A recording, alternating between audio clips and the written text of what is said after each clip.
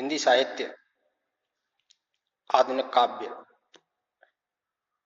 में हम छायावादी कवि जयशंकर प्रसाद की कविता आंसू का अध्ययन कर रहे थे। कल तक हमने उनकी इस कविता के 30 पदों तक का अध्ययन कर लिया है। उससे आगे के पदों का अध्ययन हम आज करेंगे।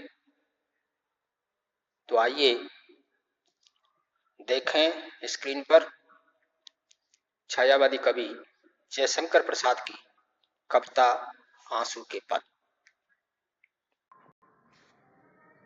आगे के पदों का अध्ययन करने से पूर्व मैं आपको कल जो पद पढ़े थे उन पदों का थोड़ा सारांश बता देता हूँ, जिससे जो भाव है उसका तारतम्य बना रहे, निरंतरता बनी रहे। तो कल जब हम पढ़ रहे थे जयशंकर प्रसाद से पूर्व के छंद में ये कहते थे कि मैंने जब प्रियतमा को पहली बार देखा और उससे मेरा जो पहला परिचय हुआ वह परिचय ऐसा था जैसे पूर्णिमा की रात्रि में, बसंत की रात्रि में या चांदनी रात्रि में जब सागर का परिचय चंद्रमा से होता है, वैसे ही एक प्रेमी हृदय का दूसरे प्रेमी हृदय से परिचय होता है। और जिस तरह से उस रूपक को देख करके लगता है कि ऊपर से चंद्रमा की जो किरणें हैं वो सागर की लहरों से गले मिलने को आतुर हैं, तो वहीं सागर की लहरें भी ऊपर की ओर जब उछलती हैं तो ऐसा लगता है जैसे वो भी चंद्रमा की किरणों को अपने आगोश में लेना चाहती हैं। तो यहाँ पर एक विरही हृदय का अपनी प्रेयसी से प्रथम जो परिचय हुआ उसका एक रूपक कवि ने बांधा। उससे आगे के पद में आप देखें कवि क्या लिखते हैं।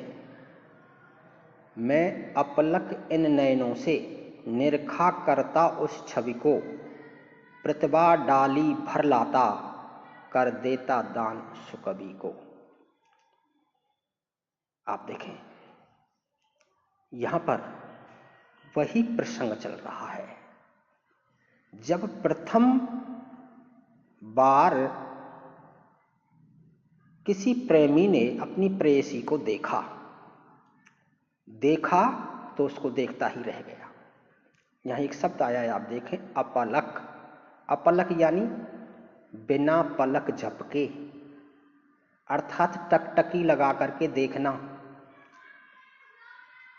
अब कोई प्रेमी जब अपनी प्रेयसी से मिलता है तो उसका जो रूप सौंदर्य है वो रूप सौंदर्य इतना भाता है कि उसके सामने अन्य कोई भी सौंदर्य उसको फीका लगता है और इसीलिए वो टकटकी लगा करके अपलक उसके देखता रह जाता है।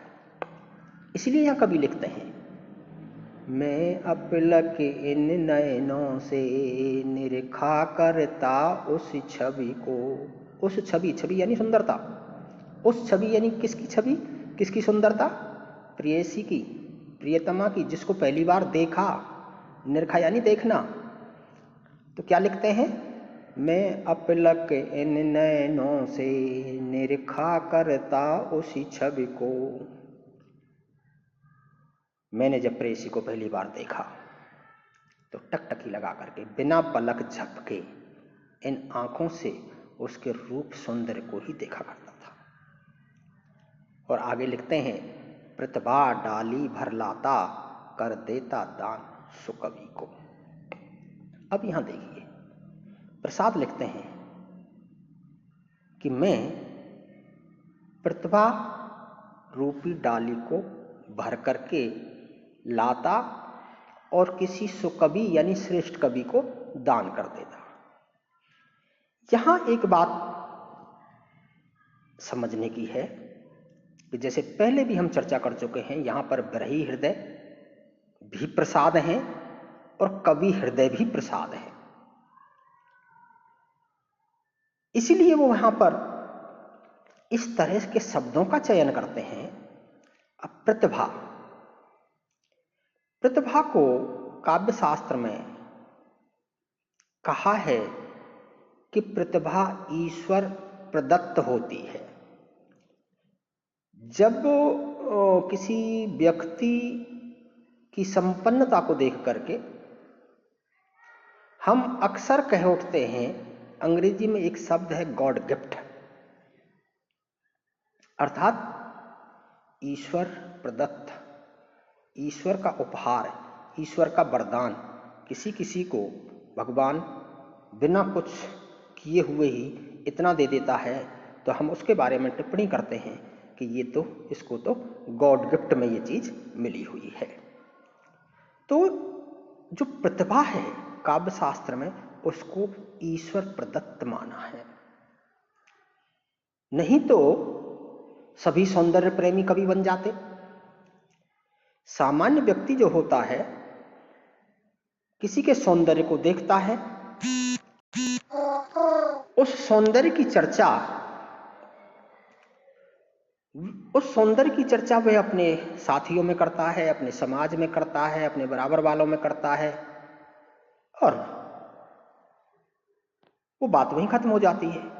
लेकिन जो सुकवि होता है, अर्थात श्रेष्ठ जो कवि होता है, वो उसी सौंदर्य को काव्य के माध्यम से शब्दों में रूपायित करके उसको स्थायी बना देता है। जैसा कि हम अब उसी रूप सौंदर्य की चर्चा प्रसाद से पढ़ रहे हैं। प्रसाद उसी रूप सौंदर्य की चर्चा कर रहे हैं कि यहां पर प्रसाद श्रेष्ठ कवि भी हैं और प्रसाद बरही हृदय भी हैं, क्योंकि ये सब कुछ प्रसाद के साथ ही घटा।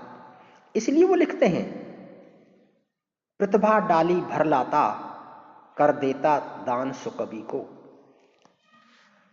जो रूप सौंदर्य मैंने अपनी प्रेयसी का देखा, जिसे मैं टकटकी लगा करके देखता ही रहा, उस रूप सौंदर्य को प्रतिभा रूपी डाली भर करके और किसी यदि सुकवि को दान कर देता, तो सुकवि, श्रेष्ठ कवि, उस सौंदर्य को शब्दों में बांध करके काव्य में स्थापित कर देता, उसको चिर स्थायी बना देता। ऐसा यहां जयशंकर प्रसाद वर्णन करते हैं। प्रतिभा को काव्य शास्त्र में काव्य हेतु बताया है। काव्य के 3 हेतु हैं, प्रतिभा, व्युत्पत्ति और अभ्यास। इसलिए यहां प्रसाद प्रतिभा की चर्चा करते हैं, क्योंकि प्रतिभा को जन्मजात नहीं, ईश्वर प्रदत्त माना है। इसलिए जो ईश्वर प्रदत्त प्रतिभा जिनमें होती है, वो इसी रूप सौंदर्य का बखान अपनी कविता में करते हैं, अपने शब्दों के माध्यम से उस सौंदर्य को स्थापित करते हैं। यहां ये भाव था। अब आप देखें यहां पर, प्रतिभा डाली भर लाता, देता दान सुकवि को। दान देना, न्योछावर कर देना, उसको सौंप देना। यहां पर प्रसाद लिखते हैं कि वो बरही हृदय जो टकटकी लगा करके अपने प्रेयसी को देखता ही रह जाता, उसके सौंदर्य को देखता ही रह जाता है, यदि उसमें प्रतिभा है तो वो उस प्रतिभा को किसी सुकवि को दान कर देता, जिससे वह सुकवि, श्रेष्ठ कवि अपने शब्दों के माध्यम से उस रूप सौंदर्य को, उस छवि को अपने काव्य में स्थापित कर देता। अब यहां हम बाद में विशेष का जब संधारण करेंगे तो देखें, भाषा की जब बात आए तो भाषा में आप प्रतिभा है, सुकवि है, पलक है, नयन है, छवि है, तत्संप्रदान शब्दावली है, ये आप लिख सकते हैं। और आप विशेष में ये भी लिख सकते हैं, यहाँ कवि ने जो काव्य हेतु हैं उनको इन पंक्तियों में स्थापित किया है। काव्य के हेतु की उन्होंने यहाँ चर्चा की है। ये रूपक अलंकार भी यहाँ दृष्टिगोचर होता है।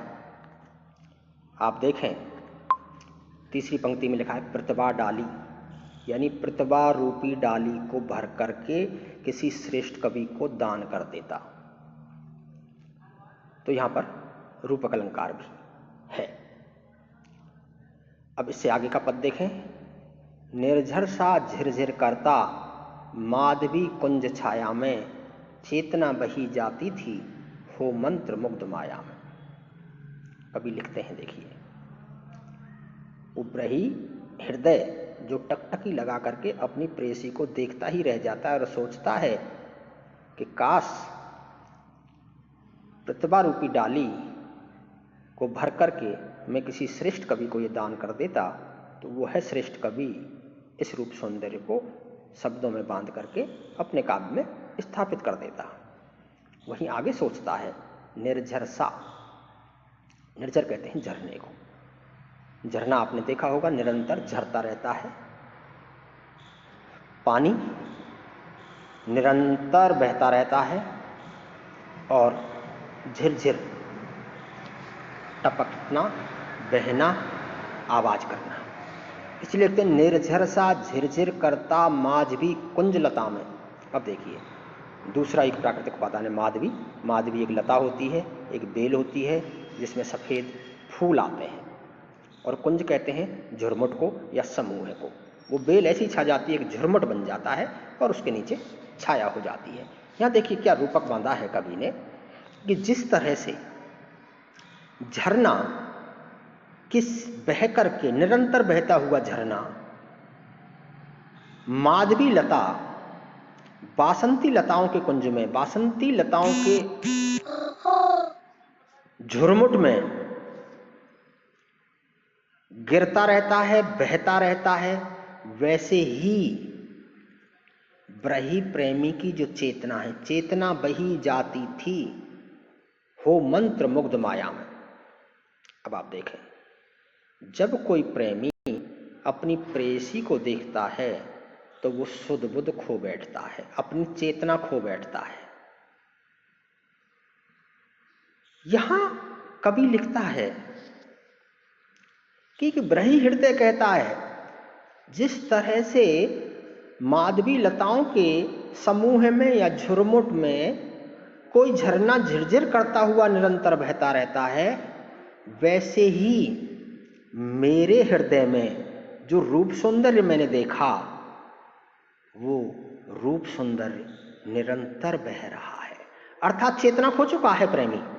चेतना बही जाती थी, चेतना तो बह गई, चेतना शून्य हो गया, चेतना विहीन हो गया, और उसके मन में, उसके हृदय में वही प्रियतम का रूप सौंदर्य झरने की तरह झिरझिर करके बह रहा है।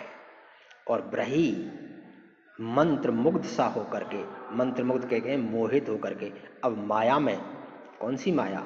सौंदर्य की, रूप सौंदर्य की, प्रियतमा की छवि की। प्रियतमा की छवि को देख करके ऐसा मोहित हुआ, ऐसा मोहित हुआ, उसकी चेतना शून्य हो गया। और सिर्फ यदि उसे कुछ दिखाई दे रहा है अपने हृदय के अंदर, तो झरने की तरह निरंतर बहता हुआ अपनी प्रियतमा का रूप सौंदर्य और उसकी छवि ही दिखाई दे रही है। ये कवि ने यहां वर्णन किया है। अब वापस विशेष की यदि हम बात करें तो हम देखें निर्झर सा अलंकारों के संधारण की बात करें तो पहले भी हम चर्चा कर चुके हैं, बता चुके हैं आपको, जहां सासी से समानता सूचक शब्द आ जाएं तो वहां पर उपमा अलंकार होता है। इसलिए निर्झर सा में उपमा अलंकार हो गया। पहली पंक्ति में ही एक शब्द दो बार आया, झिर झिर करता। तो जहां शब्द की पुनरुक्ति होती है तो वहां पर एक अलंकार होता है, जिसे साहित्य में पुनरुक्ति प्रकाश अलंकार कहते हैं। तो झिरझिर में आप पुनरुक्ति प्रकाश अलंकार लिख सकते हैं। दूसरा, माधवी कुंज छाया में। अब ये जो माधवी कुंज छाया है, यहां आप माधवी बासंती कुंज, बासंती समूह है उसकी छाया में। अब देखिए इसलिए भी माधवी कुंज का यहाँ पर प्रयोग किया गया है क्योंकि जो झरने से बहता हुआ पानी है ना वो भी सफ़ेद होता है, स्वच्छ होता है, साफ सुथरा होता है। वैसे माधवी कुंज के फूल भी सफ़ेद होते हैं, स्वच्छ होते हैं, साफ होते हैं। तो उनकी जो निरंतरता है, जब पानी उस माधवी कुंज की छाया में गिरता है तो उसका जो रूप सौंदर्य है और बढ़ जाता है। ऐसे ही एक प्रियतम के लिए अपनी प्रेयसी का रूप सौंदर्य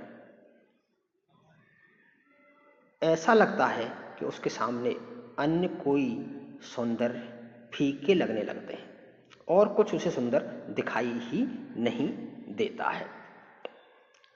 तो इस तरह से हम अलंकारों का निर्धारण करेंगे।